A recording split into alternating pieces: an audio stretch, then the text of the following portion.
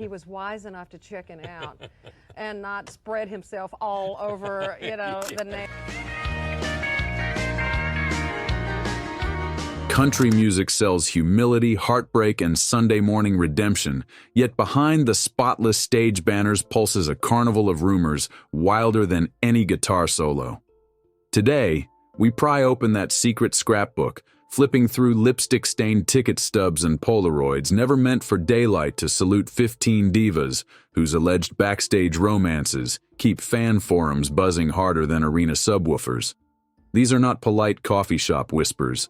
They are roadside bonfires that ever refuse to burn out quietly. Some of these tales could be marketing smoke, others hand-to-heart memories whispered only when the house lights die, but every story glows like neon spilled across midnight asphalt.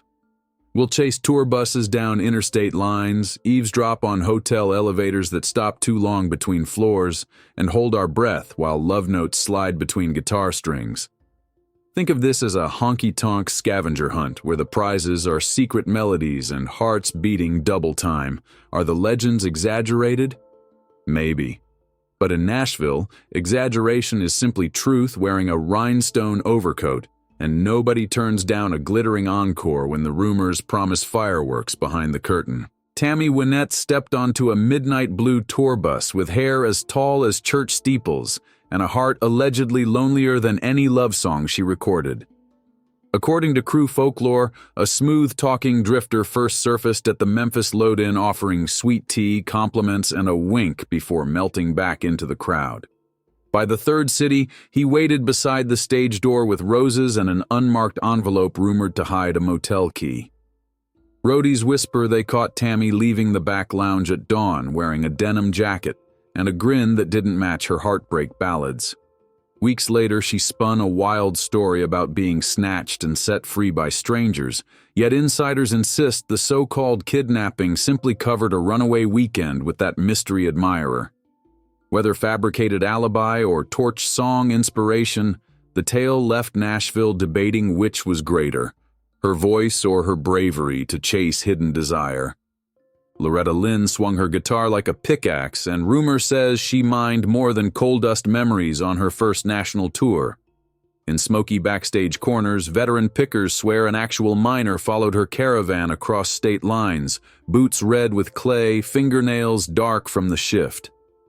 Each night he shouted requests. Each morning staff found notes stuffed into her instrument case, ink smeared, hearts drawn like lantern flames.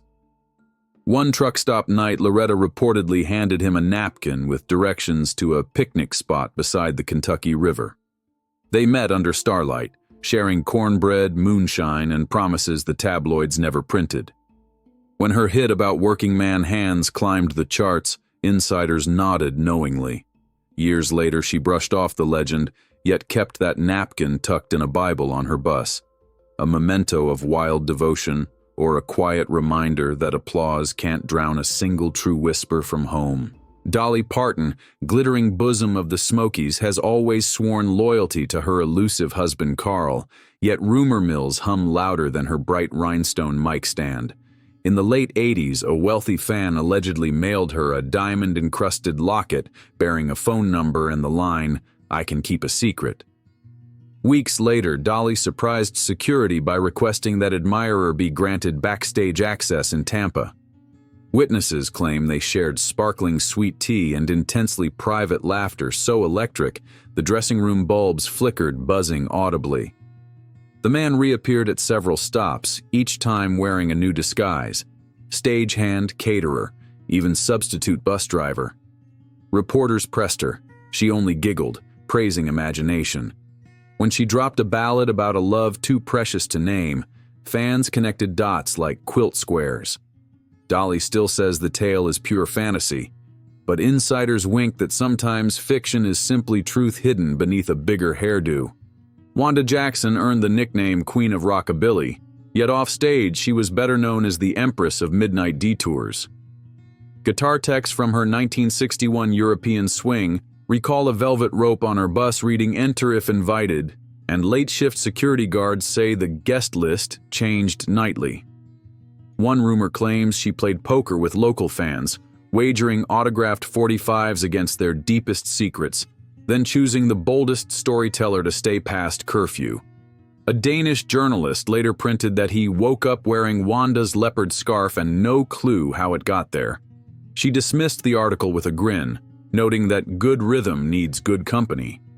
Years later, after she accepted a gospel award, skeptics called the wild years a myth. Then a collector produced polaroids of Wanda strumming guitar while 3 suitors harmonized in pajamas. The photos remain sealed, but the legend still roars louder than any amp. Barbara Mandrell dazzled audiences with Sunday school charm and satin stage outfits, yet whispers from her 80s road crew sketch a different mural.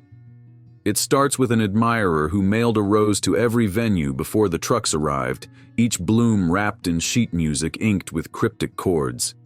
Security ignored it until they noticed the sender always booked the room next to Barbara's suite. Allegedly, one night in Tulsa, she followed the pedal trail to a balcony where the admirer played steel guitar under moonlight, coaxing her into a hushed duet. The serenade lasted until dawn, sparking headlines about sudden laryngitis that nixed a press call. When asked, Barbara thanked fans and promoted a charity single. Yet a bellhop later claimed he saw her slip the guitarist a pass for the rest of the tour. If that tale rings true, the charity that prospered most might have been covert affection. Crystal Gayle's floor-length hair wasn't the only thing that trailed behind her. Rumors say a Vegas high roller once followed it out of the casino and into folklore. During a glittery residency, sparkling cameras allegedly caught Crystal passing a bar napkin to a tuxedoed stranger after dedicating "Don't It Make My Brown Eyes Blue" to the man who never blinks. Staff found that napkin tucked into the gambler's room key sleeve. Insiders claim she slipped away between encore and autograph session, reappearing at dawn with wind-tousled tresses and a grin wider than sunrise. Her camp blamed wardrobe issues. Paparazzi spotted the stranger paying her crew's breakfast bill in glittering chips and sliding an extra tip under her stage monitor. The songbird flew on, yet silent security still whisper that elevator. 11 paused, 10 extra minutes, guarding secrets as faithfully as Crystal guards her legendary locks, mile after shining mile across endless highways. Tanya Tucker hit the scene like firecrackers tossed into a honky-tonk spittoon, and her love life boomed just as loudly. During the rowdy 70s, she reportedly bet a group of rodeo fans that she could outdrink them, then outsing them before sunrise. The wager ended with autographs written in lipstick on motel mirrors and a bar tab that required a small loan. One fan claims Tanya returned his hat the following evening, along with a backstage wristband and a daring wink that turned the man's grin into living legend. Rehab headlines later tried to cage her spirit, but Tanya still roared back on stage waving a whiskey bottle full of iced tea, promising she'd absolutely tamed her demons without muzzling her spark. Gossip column veterans insist the singer never ever met a curfew she couldn't outrun, or a fan whose devotion she couldn't set ablaze with one gravel-sweet chorus heard miles away. Lorrie Morgan's love resume already read like a best-selling tell-all, yet insiders allege she kept a second chapter reserved for fans with charm and impeccable timing. During a 90s state fair circuit, she supposedly challenged the front row to deliver their most creative pickup lines on slips of paper. The winner, a shy agricultural student, penned a pun about harvesting hearts. Witnesses say Lorrie laughed so hard she missed a cue, then invited him onto the tour bus for a post-show card game that lasted until the cotton candy vendors opened at dawn. Tabloids later speculated the student reappeared in multiple cities, always wearing a ball cap bearing her initials. When grilled by talk show hosts, Lorrie flashed her signature smile and referenced friendships that outlive hit singles. The cap was never seen again, but a ballad about borrowed courage soon climbed the charts, leaving fans to wonder whose heartbeat provided the metronome. Before Reba McEntire owned arenas, she ruled dusty rodeo grounds where one cowboy's devotion became legend. The story claims a rider followed her pickup truck from Oklahoma to Tennessee, financing the pilgrimage by winning bronc rides at every stop. Each night he left a leather band at her merch table, engraved with lyrics from her set list. After the fourth band, Reba allegedly invited the cowboy to rehearse harmonies in an empty grandstand. Security found them hours later, voices echoing through aluminum bleachers and footprints circling in two-step patterns. Days afterward, she debuted a new song about a traveler who never asked for applause, only space beside the fire. Interviewers pressed for details. She answered with a shrug. Rumor says the leather bands remain in a cedar chest at her ranch, proof that some standing ovations happen far from footlights, measured in miles ridden and promises kept under prairie stars. Patty Loveless returned to her Kentucky roots for a hometown show that reportedly ended with more than an encore. Locals claim a soft-spoken bartender sent a mason jar of apple pie moonshine to her dressing room with a note reading, "Care to trade chords for stories?" Patty invited him to the after-party in a converted barn, lit by string lights and bourbon breath. Neighbors say music lasted until roosters crowed and the pair slipped behind hay bales to write lyrics on the back of drink coasters. By sunrise, a fresh track called Late August Dreaming existed, though it never reached an album. When asked about unreleased songs, Patty smiled that some tunes belonged to one night only. The bartender later moved to Nashville, sparking talk he carried a demo and a promise shaped like a mason jar ring. Whether the tune lives or not, the legend still keeps perfect pitch. Before June Carter stitched her destiny to Johnny Cash, she toured the southern U.S. with the Carter family, gathering applause by day and rumors by moonlight. One enduring tale says a young serviceman in crisp uniform asked her for a dance at a community hall in Georgia. They waltzed through 3 songs while stagehands packed the equipment. Witnesses claim June slipped out the side door with him, returning hours later humming a brand new melody. That tune evolved into a playful duet still performed at family jams. When reporters decades later noted a mysterious soldier reference in her notebook, June smiled, remarking that songs arrive wearing every kind of boots. The serviceman's name remains classified in country lore, yet his footsteps echo through a melody that helped court the man in black himself. Love may have found its headline, but an unnamed soldier owns a hidden verse in that epic chorus. Emmylou Harris sings with a voice that still floats like candle smoke, and one pen pal romance shows words can burn as brightly. In the 70s, she reportedly received weekly letters from a Texas guitarist too shy to introduce himself. Each envelope carried desert sketches, dried sage, and lyrics yearning for harmony. After 2 years of ink, Emmylou's bus rolled into Houston, and crew noticed a figure by the service gate clutching a battered guitar case. She recognized him instantly, greeting him with a verse from his letters. They vanished into soundcheck, emerging only when house lights dimmed.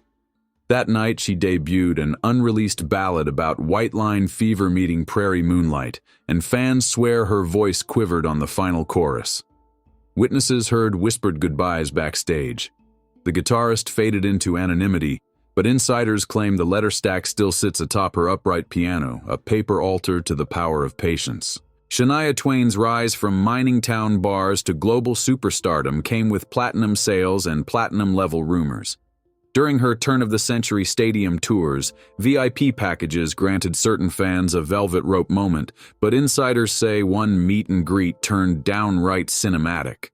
Security footage allegedly shows a backstage corridor clear of guards for exactly 90 seconds, during which Shania and a cowboy hat-wearing superfan stepped into a wardrobe closet. They emerged with hair slightly mussed and matching lipstick smudges, hers red, his nervous. The next day, the fan posted a cryptic message, "Still don't impress me much, but I'm trying." Comment threads exploded. Management issued no comment. When Shania released a video praising brave love, sleuths froze frames seeking the mystery cowboy. None matched. Some think the incident was marketing genius. Others believe it was simply a moment unscripted by any label, proof that a chorus can bend time and unlock even the tightest security latch. Pam Tillis inherited songcraft from her famous father but wrote her own rules for fan encounters. During a late 90s bus breakdown outside Albuquerque, stranded concertgoers helped push the vehicle to a service bay. Grateful, Pam invited them aboard for impromptu karaoke powered by a portable boombox.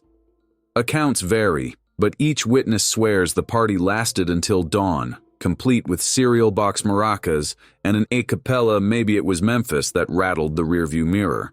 One guest, an amateur poet, left with Pam's spare harmonica and allegedly mailed her weekly haikus for a year. Crew members say she taped the verses to her bunk wall beside a Polaroid from that night, showing everyone sporting motor oil smudges like war paint and breathing roadside desert air. When asked about the incident on a podcast, Pam laughed that sometimes the best gigs happen after the generator quits, and all you need is a truly willing heart. Katie Oslin proved that middle age can throw wilder curveballs than any rock club green room. After smashing charts with 80s ladies, she embraced life on the road and, according to Sound Tech Chatter, adopted a rule: each city, one spontaneous adventure. In Chicago, that meant inviting a charming tango instructor to teach the band backstage. In Phoenix, it involved a midnight trek up hotel fire stairs with a jazz-loving pharmacist who carried a trumpet mute in his briefcase. The most notorious tale unfolds in New Orleans when KT spotted a sailor on shore leave dancing alone to a brass band. Witnesses state she whisked him onto her balcony overlooking Bourbon Street, where they shared beignets, blues chords, and a sunrise the sailor later tattooed on his shoulder. Asked about the story, KT grinned that souvenirs come in many forms, but music is the only one that always fits in your carry-on. 15 stories later, the stage lights fade, but the echoes linger like feedback that refuses to settle. What ties Tammy's midnight escape to KT's balcony sunrise isn't just romance. It's the restless heartbeat of country itself, a genre built on longing, highways, and the guts to rewrite a chorus at 3 a.m. when duty sleeps. These women carried glitter in their suitcases and rumors in their rearview mirrors, steering both as expertly as any tour driver steering a coach through mountain switchbacks. They turned chance meetings into chart material, folded anonymous faces into unforgettable melodies, and taught fans that vulnerability can wear a leather jacket when it needs to. Whether every detail is ink true or half remembered after a second round of bourbon, the emotional currency remains legal tender. The listener pays attention and receives a thrill in exchange. That transaction keeps the myths alive long after the bus doors close and the vinyl stops spinning in some thrift store crate. So what do we take home besides a head full of melodies and a newfound respect for elevator pause buttons? Maybe it's the idea that legends thrive in the gray space between spotlight and shadow. Every time a fan hums Loretta's minor lament or belts Shania's bold comeback line, they keep a spark alive, a wink passed from stage to stranger in a drum fill. Stories travel faster than sound checks. A whispered balcony duet becomes a rumor, a spilled drink on a set list turns into a podcast cliffhanger. The accuracy ratio matters less than the emotional voltage. Listeners don't press play for affidavits. They press play to feel a shiver, to picture lipstick on a mug, to imagine an unsigned napkin fluttering toward destiny. If any of tonight's tales reach out and tap your shoulder, let them. They prove that behind every pitch-perfect note lies a pulse racing because someone unexpected walked in before curtain. And if you ever catch yourself standing by a stage door holding stubs and courage, step forward. Nashville might sell fairy tale endings, but its alleys keep writing verses. Your heartbeat could be the next chorus waiting for a brave melody to carry it into legend. Just listen for the elevator that stops one floor too long.